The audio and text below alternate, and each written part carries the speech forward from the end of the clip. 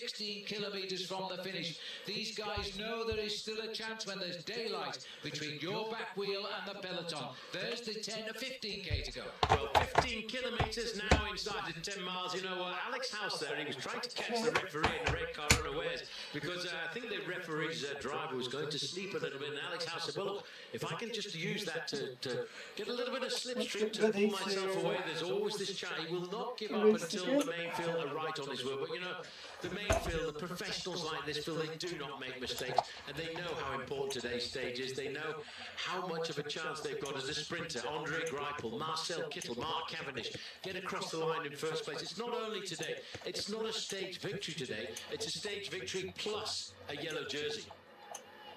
The peloton are under that same 15-kilometre banner. They're holding it 30 seconds. We're bound now for the town of Sainte-Mère-Église here. The town that played such an important pinnacle role in June 1944, where the parachutists secured the town, and 5 hours later, the Americans came through, and so D-Day was on. There's still no acceleration in the main field as they all wait for the moment. The thing is, Phil, they want to have the lead-out train, but they want to have the lead-out train that has got a lot of firepower in the final few kilometres. You've got to have 5 riders left, 4, 3, 2, 1, and then eventually you want to launch, almost catapult your leader into a sprint. Just to remembering a story on the front here, Phil, of Alex House from Colorado. In fact, we talked to his team before they announced the squad. They said, okay, we'll let you know who's riding. And Alex House is riding, and he said, well, can I tell anybody? Can I put it out on Twitter? Because he's quite a Twitter fanatic. And they said, no, you can't tell anybody at all. It's a secret until the last moment. And then he said, well, can I tell my mum, please? This is the town itself, Sainte-Mère-Église, and a massive crowd has turned out. They've been looking forward to this day for not literally months, but years, as the riders now bring them through. The English flag flies high. Back out onto the road now, which will take them straight to the finishing line. The locals were extremely worried about that left-hand bend. They thought they wouldn't get round it. It's not far now, Phil, from that corner. This left-hand bend now is where the riders will start to pick up that very strong tailwind. These barriers start just inside 2 kilometres from the finish line, about 1.8 kilometres to go, and that narrows the road because they haven't put them on the grass, they've put them actually on the road. Now, the most career Tour de France stage wins so far, Mark Cavendish, of course, has 26. Andre Greipel is in there with 10, and Marcel Kittel is also there. But everybody talking about Greipel. He's the rider in the white jersey on the right of the picture. Coming up to 6 kilometres out. Well, you know, one thing, Mark Cavendish has done so much in his career, Phil. He's got a big dream towards the end of this year, and that, of course, is to ride the Olympic Games in Rio de Janeiro. But he's never had the yellow jersey. He's been a world champion on the track, but he has that dream of taking the yellow jersey, and as a sprinter you don't get that opportunity very often. He almost had the dream chance right in front of a home crowd, right in front of his mum when the race finished in the heart of Harrogate, and he crashed within sight of the finish line, and he was beaten by Marcel Kittel. Exactly, and he's well aware of that. Cavendish knows his history and takes note of it. He knows this finish, he knows the sort of finish it is, he knows it's dangerous, but it's the sort of finish he loves here now. The last town before we head now in past the famous church in Sainte-Mère-Église. The left-hand turn, the road continues now. Now there's one little sweep at about 2 kilometres out. It's also the end of the breakaway, I'm sorry to say. 183 kilometres. Those two riders, with us on occasion, have led the Tour de France today. Looks as if there's a crash at the back again. Lotto Jumbo. Well, this was the corner that the locals were worried about, and it looks like they might have been right here. It looks as though it might be Timo Rosen. There's a Direct Energy rider as well gone down there, and this was the point that all of the team managers were talking about. You know, it's the only corner in the last 10 kilometres of this race. So Timo Rosen, one of only 31 riders who are riding their first Tour de France this year, now sitting on the roadside here, and also gone down there. Looks as though it's number 56, I think it was, Paul. Oh, that's Timo Rosen who's gone down, yeah. The other one is Angelo Tulik of France. More importantly now, first timer. Yeah, back to the front, because this is the most important part of this race now. We've got the team that have one of the greatest sprinters on the circuit, the new kid on the block, Marcel Kittel, over on the right-hand side. But the thing I feel, Phil, that the team Lotto Soudal, they have got the most experienced lead-out train, and so far we haven't seen anything of the black and white jerseys of Mark Cavendish's Dimension Data team. No, and they've got to get him through, because it's very difficult to guide Juventus. They're on the left-hand side, actually. They've got that sort of black blob from the helicopter, and the rider in the Norwegian flag there, Bosenhagen, he's on the same team as well. He's the champion again of Norway. As we switch over both sides of the road, the two big sprint teams, our two principal favourites, Kittel and Greipel, have got command at this moment in time. You can virtually feel the energy coming out of that bunch now as the sprinters try to maintain the position, let nobody else onto the game. I'm hesitating. I'm watching Greipel down there. He's trying to be pushed off his wheel. He's not having any of it. Yes, but on the other side, there's another white jersey with bands around the middle, right on the wheel of Marcel Kittel, and that is the man we don't really regard as a pure sprinter. That, of course, Peter Sagan, but he knows how to freelance his way through a situation like this, and he has picked, I think, the wheel of Marcel Kittel for his chance to get himself a stage victory today. Will it be the right wheel? We've been told that Peter is going to go for it today, even though we always say he's not a pure sprinter.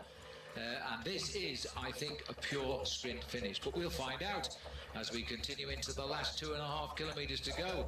And Lotto Jumbo are beginning to burst onto the scene. They have a secret sprinter. They certainly do. That's Dylan Groenewegen. He's the third place rider on the right-hand side there. He's just recently been crowned a champion of Holland, and that's why his team has come to the front. Wow. This is the moment you have to have your nerves. You have to wait for the right moment to make that acceleration.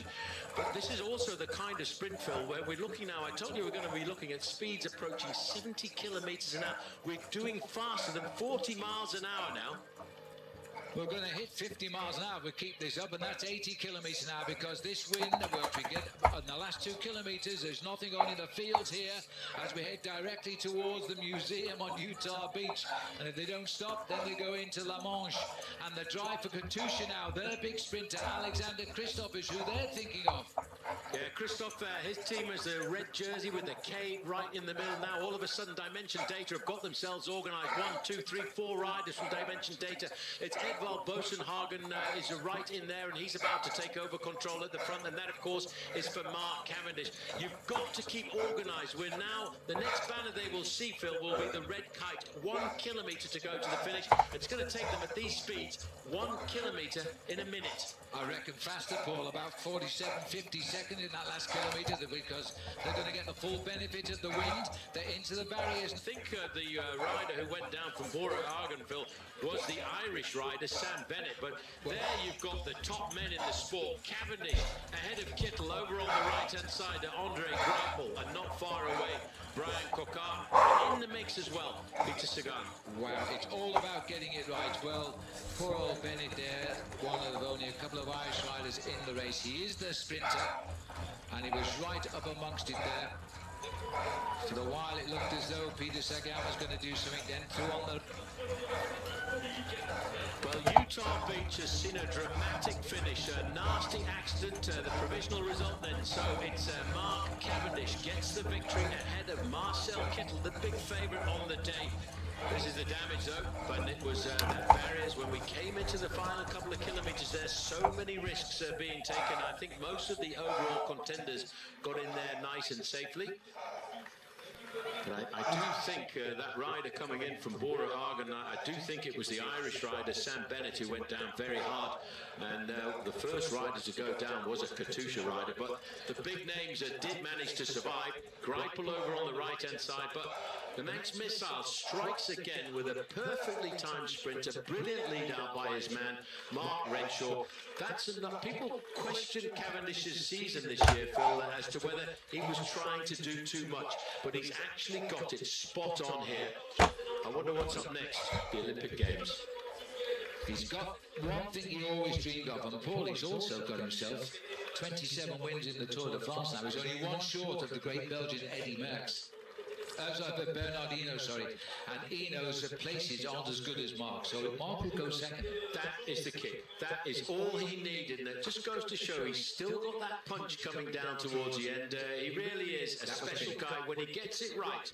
And he's been dreaming about this, and I suppose now he can not worry too much about the fact that he didn't win the British National Championships. He finished in second place, but he was coming off antibiotics at the time. And there is the result. Sprinters all, Cavendish, Kittel, Sagan, Greipel. Ed turned to watch him. It's his first Tour de France. We knew he was fast. Laporte was in 6th place, Coquard 7th.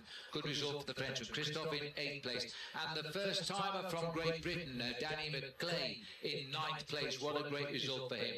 And the evergreen Henderson coming over the line for New Zealand in the 10th spot.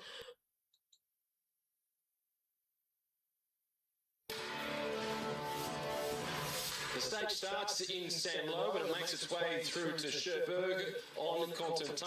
It's 183 kilometres. There are 3 categorised climbs within the first 52 k's in the race for the King of the Mountains jersey, but the most significant obstacle on today's stage is the final climb through to the finish line. Category 3, it's not particularly long at just 2 kilometres, but there are some steep sections as much as a gradient of 14%. Not a day for the sprinters.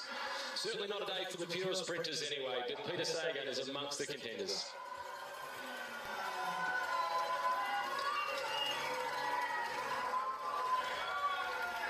Yellow jersey, all smiles for Mark Cavendish with the handlebar tape and the helmet to match.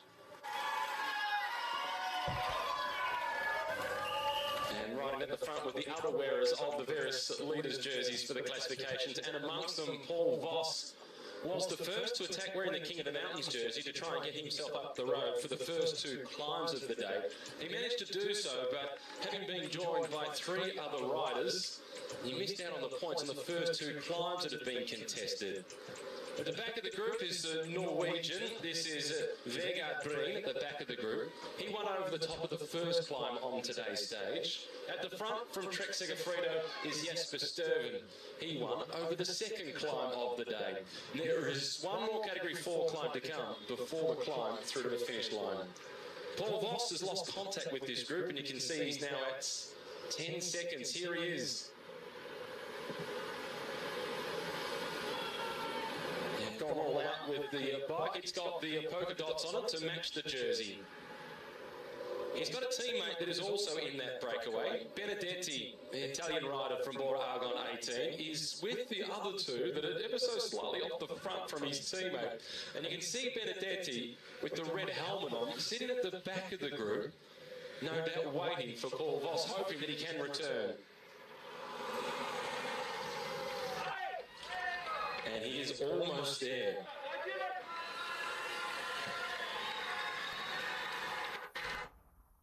And they are almost at the next climb of the day, the Côte de Montpenchon.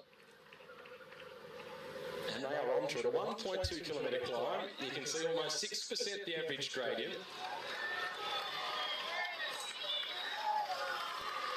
Paul Voss has got his work cut out if he's any chance to claw his way back and collect the 1 point that is on offer to absolutely secure that jersey. Breen and Stuyven, the 2 riders at the front of this group, the Norwegian with the hint of green amongst all that black. He's on 1 point, so too is Jesper Stuyven. Paul Voss is on 2 points. Okay, this is the final race of the evening. I don't know. This is my third race tonight. It would come down to a countback between them. But then we've got the finish of the stage as well, where there is 2 points up for grabs for the winner of the stage.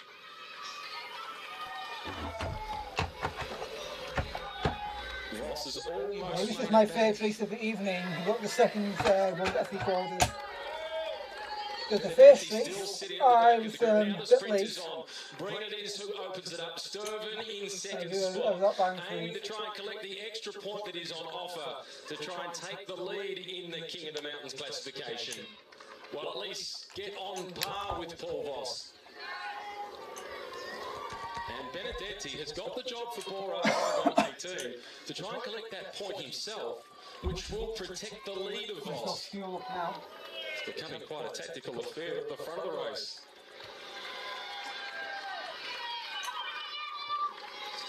Sturgeon waiting patiently. He was the favourite between these riders, given his reputation for the one-day classics. He packs plenty of punch. Benedetti looks as if he's just laying off ever so slightly to try and catch them by surprise. Breen and Sturgeon shoulder to shoulder. Benedetti's not up to the task. And Jesper Sturgeon collects himself one more point in the race for the King of the Mountains classification. So he now moves to 2 points, equal with Paul Voss. Once he gets there, of course. And he almost is, as Breen has lost contact by quite some margin.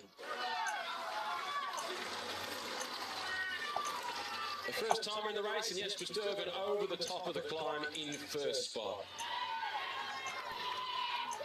The Côte de Montpichon. And here comes Paul Voss. He now finds himself, when it goes to the countback, in second place in the race for this white jersey with the red dots, the King of the Mountains jersey.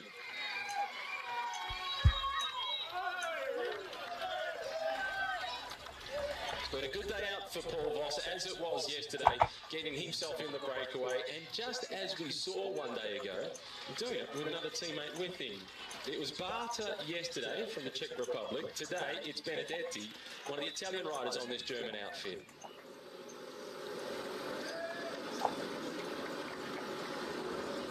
And now it's time for a bite to eat for Jesper Sturgeon. A long stint from here before they get to the next obstacle of the day, which is the intermediate sprint. The intermediate sprint comes with 75.5 kilometres to go. And from this point until there, we won't see much action, certainly from the main peloton. It will just be the Dimension Data squad, led here by Steve Cummings, containing that breakaway group. Mark Renshaw in the all-black colours. Another assist to be added to his great list of supporting roles for Mark Cavendish throughout what has been an extraordinary career. And Cavendish getting the chance to enjoy it with Bernard Eisel and Edvald Bosenhagen. Renshaw, Bosenhagen and Eisel have been three riders that played such a big role in the career of Mark Cavendish, and he really said that it made it even more special yesterday to be able to share the moment with them.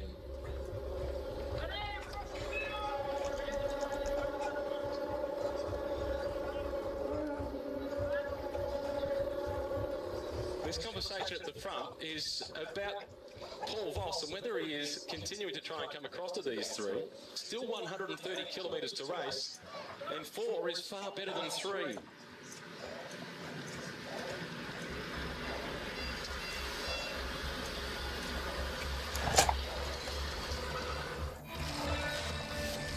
Weather for ducks today.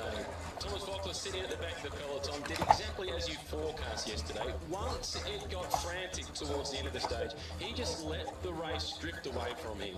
He conceded a minute and a half. And once we make that journey south and we get towards the Pyrenees, you could almost put the house on it, but Thomas Voeckler is going to get himself into a breakaway.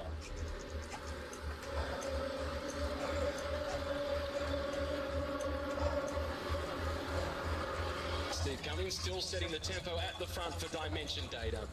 We'll see a lot of Steve throughout today's stage. The squad would have been hoping that Edvald Bosenhagen would be a contender for a day like this, but you can't help but wonder how much that fall yesterday will knock out of his power resources today. And a little problem at the back of the peloton. Hopefully nobody seriously injured here.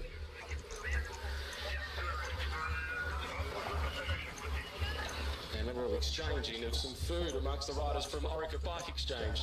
This is Michael Albacini at the back of the group, which is a rare position for him. Steph Clement calling for some service from the IM Cycling squad. This is Rui Costa from the Lamprey team, one of the favourites for the stage day. Michael Matthews is also amongst them from Orica Bike Exchange, another man spoken about as a possible winner of today's stage. And the edX Quickstep team with a whole host of riders involved. Nearest the picture of the Lamprey colours is the former world champion, Rui Costa of Portugal. And Joaquim Rodriguez, the man who won a similar stage last year, stage 3 to the top of the Mer de Puy, which is in Belgium, finds himself gingerly on the side of the road. This is Rui Costa from the Lampre Maruta team. Arashiro, he's the man, the Japanese rider, handed off his own front wheel to team leader Costa. He's on his way, and Arashiro will wait for service. And there it is, the mechanic running up, back wheel and front wheel in hand. Marcel Kittel with the black colours on from edX Quickstep, just remounting his bike. Off to the side from edX Quickstep is also Tony Martin, who has had some horrible crashes in the Tour de France. Was that Matteo Tessato riding the opposite direction back down the course, which is actually illegal for safety reasons? Well, one of the Tinkoff riders on the side, and I couldn't quite see who it was. We see Rick Verbrugge here, the team director of YAM Cycling, former Tour de France stage winner himself, and it is Contador. He looks okay, but he looks frustrated, and that is understandable. Alberto Contador, the last 24 hours have not been kind to him. Tony Martin gives him a little pat on the back because Tony Martin has full respect for Contador, and understandably so. Maciej Bodnar is the other rider from Tinkoff that's waiting with Alberto Contador, powerhouse from Poland. Well, when I saw a Tinkoff rider turn around and come back, that tells you immediately it's someone important. And in Tinkoff team, there are two important riders in terms of winning at the Tour de France, Alberto Contador and Peter Sagan. Not a good sign for Alberto. Hopefully no more damage, but when it rains, it pours. Literally, today. The good news each time we've seen.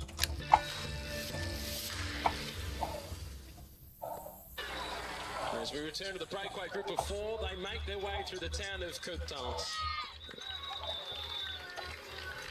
It is Jesper Stuyven at the front, followed by Casera Benedetti. It's then Paul Voss and Vegan Breen at the back of the group.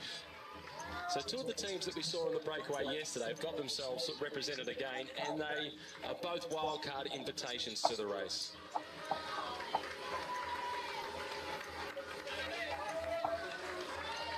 Might get a chance to see the cathedral in the centre of this town shortly.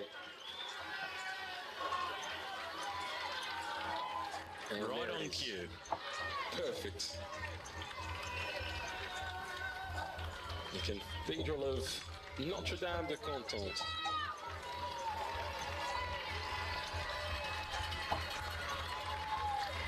It dates back to around 430, but it was then destroyed by the Normans in 866. Before, in the 11th century, it was rebuilt and sanctified on the 8th of December 1057 in the presence of the Duke Guillaume, who went on to be the future King of England some 10 years later.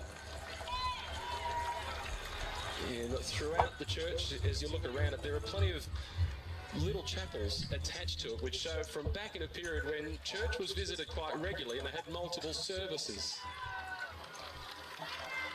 It was also significantly damaged throughout the Second World War, particularly in 1944 with the D-Day landings. Well, just watching the riders move through the town here, we saw how narrow they got. The crowds are huge, but very narrow, twisting and turning, and on cobblestones right at the top of that hill as they go through town. They're the sort of moments, although not high speed, they're always dangerous little moments for a touchdown, someone slipping out unexpectedly. That's exactly what happened to Alberto Contador yesterday, and it was dry. So today is much more treacherous, and it's all those little things, the change of the road surface, those little smaller sections and more narrow sections they have to go through. Chris Froome, he's aware of all that stuff, and of course, a great example, 2 years ago, Chris Froome crashing his way out of the Tour de France, went down twice before they even reached the cobbled section that year, which was the big talking point. So Chris Froome, this sort of thing makes him really quite nervous. He hasn't got the best history in wet conditions. He'd be worried about, and his doctors will be worried about, secondary infection. So getting grit or grime in there when you're sweating, or if you happen to crash again, go down on the same wound, that can spell disaster. So Contador, I expect, will stay completely rugged up as long as possible, only taking off the rain jacket just before the final run into the line. Alberto Contador, we had a chance to catch up with him this morning before the stage started to talk about yesterday's crash. Everybody will try and talk to him later today about today's crash. Here he is, Alberto Contador.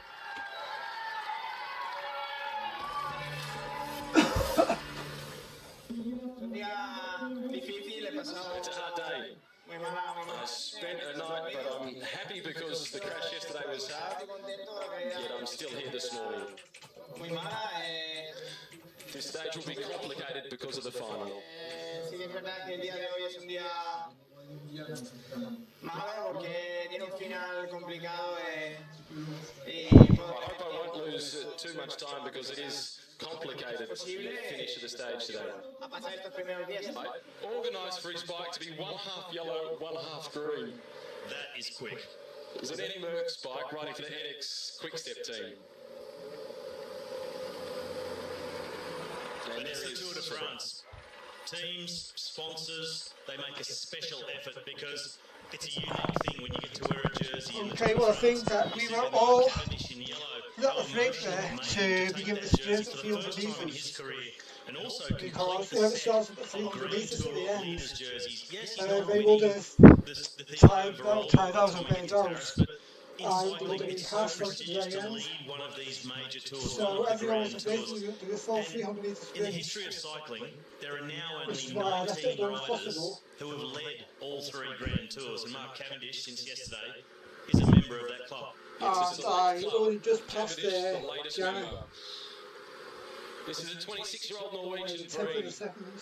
who at the national championships just a few weeks ago finished Oh, 5th yeah, that in the was individual close. That time was trial, 9th in the road Perfect race. timing. If I've Riding started the that Tour de France sprint, for the first time, but and a he few has ridden the seconds Tour of later, Spain in the past, so he knows what's then that would required have to been get through maybe 21 4 or 5 stages worth of weeks. racing. Yeah, we'll be past because there will be 3,535 kilometres. telling Surely everybody when you're else. racing the Tour, you can't take a look at that total kilometre mark and say, well, this The is next how I'm one's going the to winner. approach to get to Paris. It's just that classic one day at a time at the early stages. Sometimes it's even less than a day at a time. In the case of the sprinters who struggle in the mountains, it's a case of taking it one mountain at a time. And when you get to the bottom of a mountain, don't look up. Just keep pedaling. You'll be there eventually. It makes it worse if you look at the top because it seems never ending. This is Marcus Burkhardt in the red colours, Bernard Eisel in the white. They're both former teammates. They used to ride together at the HTC Columbia team, or HTC Columbia High Road